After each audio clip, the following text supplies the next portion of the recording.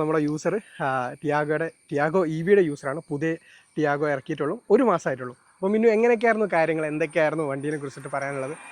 Tiago ഞാൻ ആദ്യം ഇഷ്ടപ്പെടാതെ എടുത്തൊരു വണ്ടിയാണ്. ഓണസ്റ്റ്ലി പഞ്ചായിരുന്നു എൻ്റെ മനസ്സിലുണ്ടായിരുന്നത്. പക്ഷെ പോയി കണ്ടപ്പോൾ ഇഷ്ടപ്പെട്ടു, വേറെ ക്യൂട്ടായിരുന്നു.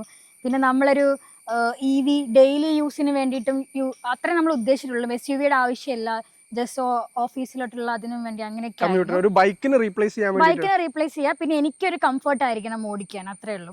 അപ്പോൾ ആ എക്സ്പെക്ടേഷൻസ് എല്ലാം ഇത് മീറ്റ് ചെയ്യുന്നുണ്ട്. മേ ബി അതിന് കൂടുതൽ മീറ്റ് ചെയ്യുന്നുണ്ടെന്ന് വേണമെങ്കിൽ പറയാം. ഭയങ്കര കംഫർട്ട് അത് ഓടിക്കാൻ വേണ്ടി, ഭയങ്കര കംഫർട്ടാണ്.